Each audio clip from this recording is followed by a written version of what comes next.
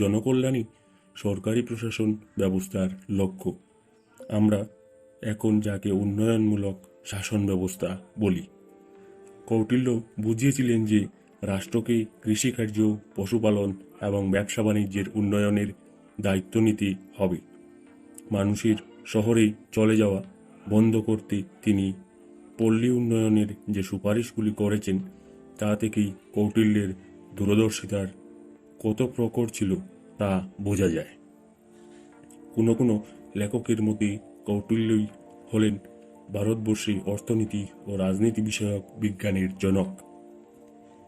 অর্থশাস্ত্রের প্রকৃত লেখক কে ছিলেন এবং কোন সময়ে বইটি লেখা হয়েছিল এ নিয়ে অনেক বিতর্ক আছে, তবে আমাদের আলোচনা শুধু অর্থশাস্ত্রের বিষয়ে।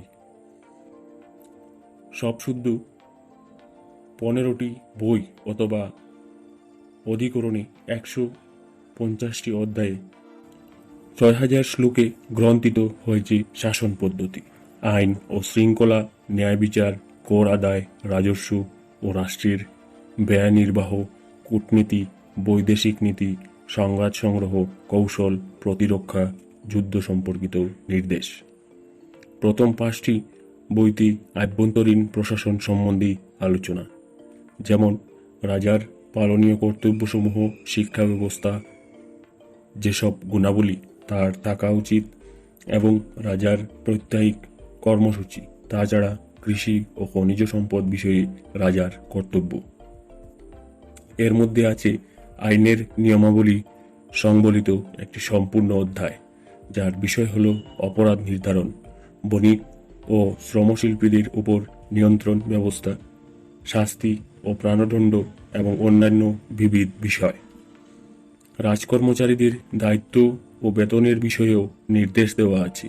এই পুস্তকে শুধু রাজার কর্তব্য বিষয় নয়, মন্ত্রীদের এবং প্রশাসনিক অন্য কর্মচারীদের সম্বন্ধেও বলা হয়েছে। রাজনীতিবিদ্যা ও শাসন পদ্ধতির যে বিশদ আলোচনা কৌটিল্য করেছেন তার একটি উদাহরণ বার্ষিক দেয় বেতনের যে হিসাব তৈরি করা হয়েছে, তাতে রাজপ্রাসাদের নিযুক্ত ব্যক্তিদের বেতন বার্ষিক 48,000 পণ মানে রূপ্য মুদ্রা, প্রধান পুরোহিত, জ্যেষ্ঠ রানী প্রমুখ ব্যক্তিদের জন্য থেকে 2500 পণ পর্যন্ত চাকুরি করার সময় ভ্রমণ ও মৃত্যুজনিত অবস্থায় দেয় অর্থ সহায়তার কথা বলা হয়েছে। কৌটিল্য রাজতন্ত্রমূলক শাসন কাঠামোর সময়ের মানুষ, তবু তিনি যথেচ্ছাচারিত ও একনায়কত্বমূলক শাসন ব্যবস্থার বিরুদ্ধে বলেছেন। রাজার হাতে সর্বাত্মক ক্ষমতা থাকার বিরোধী তিনি। সৎ শাসনকর্তা হতে গেলে রাজার কি কি গুণ থাকা দরকার তার বর্ণনা দিয়েছেন। প্রজার হিত চিন্তায় যে রাজার মন সব সময় থাকা দরকার সে কথা তিনি বলেছেন। কৌটিল্য বলেছেন যে কেবলমাত্র ধর্মভীরু মানুষ, যিনি ধর্মপরায়ণ ও লালসা, ক্রোধ ও লোভ থেকে মুক্ত, তিনি রাজার আসনে বসার উপযুক্ত। রাজাকে আদর্শ চরিত্র হতে হবে, স্বভাবে নম্র ও অহিংস, অন্যের স্ত্রী ও সম্পত্তির প্রতি তার লোলুপ দৃষ্টি থাকবে না, লোভী ও অসৎ মানুষের সান্নিধ্য থেকে তিনি দূরে থাকবেন। রাজার জীবন কৃচ্ছ্রতাপূর্ণ, তাকে শিক্ষা লাভ করতে হবে, তাকে অর্থ ব্যয় করতে হবে যাতে তার প্রজারা শিক্ষিত হতে পারে। উন্নতি লাভ করতে হলে রাজা ও প্রজা উভয়কেই শিক্ষিত ও জ্ঞানী হতে হবে। রাজাকে জানতে হবে তার প্রজাদের প্রয়োজনের কথা। রাজা হবেন সাহসী ও নির্ভীক, তিনি দ্রুত সিদ্ধান্ত নেবেন এবং সেইভাবে কাজ করবেন। অর্থশাস্ত্রে দেওয়া হয়েছে রাজার দৈনন্দিন জীবনের প্রত্যেক ঘন্টার কর্মসূচি। অর্থশাস্ত্রের নিয়মে রাজার বেতন নির্দিষ্ট থাকবে, তিনি ইচ্ছামতো রাজকোষ থেকে টাকা নিতে পারবেন না। রাজপরিবারের প্রত্যেক ব্যক্তিরাই একটি নির্দিষ্ট বৃত্ত বা বৃত্তি থাকবে, যার বেশি মুদ্রা প্রয়োজনেও নেওয়া যাবে না। একমাত্র কাউন্সিল বা মন্ত্রিসভা প্রয়োজন বিবেচনা করে সম্মতি দিতে পারে। অক্ষম, বৃদ্ধ ও শিশুদের প্রয়োজনের দিকে রাজাকে বিশেষ দৃষ্টি দিতে হবে। সে সময় রাজা শব্দে অর্থ ছিল এই যে রাজার কোনো ঐশ্বরিক শক্তি নেই বা রাজপদের দাবিও সত্যসিদ্ধ নয়। রাজাকে নির্বাচিত হতে হবে সাধারণ মানুষের হাতে। তাদের সুখ ও সমৃদ্ধির জন্য তাকে সজাগ থাকতে হবে। মন্ত্রীদের এবং ক্ষমতাশালী রাজকর্মচারীদের গুণাবলী কি হওয়া প্রয়োজনীয় তারও নির্দেশ দেওয়া রয়েছে। তার মধ্যে ধর্ম ও কর্তব্যমুখী দৃষ্টির উপর বিশেষ গুরুত্ব দেওয়া হয়েছে। একথা বলা হয়েছে যে মন্ত্রিসভায় 8 জনের বেশি লোক থাকবে না। নিরাপত্তার কথা যেমন ভাবা হচ্ছে, তেমনি বলা হয়েছে পরিচয়সূচক চিহ্নের কথা। মন্ত্রীদের রত্নী নামেও অভিহিত করা হতো এবং প্রত্যেক মন্ত্রীকে একটি স্বতন্ত্র রত্ন দেওয়া হতো যার দ্বারা তার পরিচয় নির্দিষ্ট হতো। মন্ত্রিসভার রাজকর্ম সম্বন্ধে খোঁজখবর নেওয়া ও সংবাদ সংগ্রহ করা, কয়া বা রেকর্ডস ঠিক আছে কিনা তার তত্ত্বাবধান করা, কোনো একটি পদের কর্মচারীকে 3 থেকে 5 বছরের মধ্যে অন্যত্র দেওয়া, উপস্থিতির খাতা, জনকল্যাণমূলক কাজের হিসাব, বেতন ও পদোন্নতি, শাস্তি ও আইন শৃঙ্খলা প্রভৃতি বিষয়গুলির উপরও গুরুত্ব দেওয়া হয়েছে।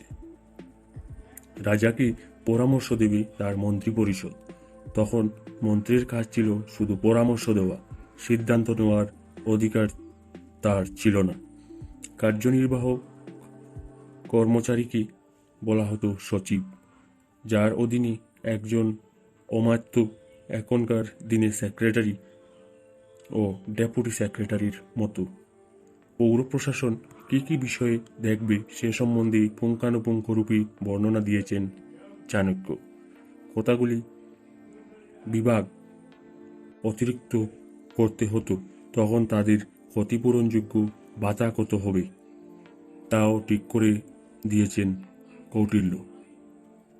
কর্মচারীদের বেতনের কথা ছাড়াও কৌটিল্য স্থায়ী বা অস্থায়ী কাজ প্রমোশন দেওয়ার ক্ষেত্রে সিনিয়রিটি বিচার, মন্ত্রী ও সরকারি কর্মচারীর শিক্ষাগত গুণ কি থাকা উচিত এগুলি নিয়ে যেমন বলেছেন, তেমনি কার্যনির্বাহক সমিতি ও বিচার বিভাগের স্বাতন্ত্র্য রক্ষার কথাও বলেছেন। একটি স্বতন্ত্র পদ ছিল পণ্ডিতের জন্য, যিনি শাস্ত্রবচনের ব্যাখ্যা দিবেন। সর্বোচ্চ আদালতের প্রধান বিচারপতিকে স্বাধীনভাবে থাকতে দিতে হবে। রাজা বা কার্যনির্বাহক সমিতির কোনো প্রভাব তাদের উপর থাকবে না। মন্ত্রিপরিষদের সভা কিভাবে হবে? কৌটিল্য বলেছেন যে যেসব মন্ত্রীরা উপস্থিত থাকতে পারবেন না তাদের চিঠি লিখে ছুটি নিতে হবে। উপরন্তু সভায় আলোচ্য বিষয়ের উপর তাদের মন্তব্য জুড়ে দিতে হবে। দুর্নীতি নিবারণ ও দুর্নীতির অভিযোগে অভিযুক্তদের শাস্তি বিধানের ব্যবস্থা অর্থশাস্ত্রে দেওয়া আছে। যদিও দুর্নীতিকে চিহ্নিত করা শক্ত একথা বলা আছে। অর্থশাস্ত্রে প্রায় 40 প্রকার জালিয়াতি বা আত্মসাতের কথা বিবরণ দেওয়া হয়েছে। জলের মধ্যে যখন মাছ ঘোরাফেরা করে তখন তার জল খাওয়া না খাওয়া যেমন বোঝা যায় না, তেমনি সরকারি কর্মচারী কাজে যখন ডুবে থাকে তখন তার নিজেদের জন্য টাকা নিচ্ছে কিনা তা বোঝা যায় না। অর্থশাস্ত্র মানে মানুষের জীবনযাপনের অর্থনীতির বিজ্ঞান। সে সময়ের প্রশাসন ব্যবস্থার বেশিরভাগ অংশই ছিল রাজস্ব আদায় এবং কর আদায় করা, যা সাধারণ মানুষের কল্যাণের কাজে নিয়োজিত হতো।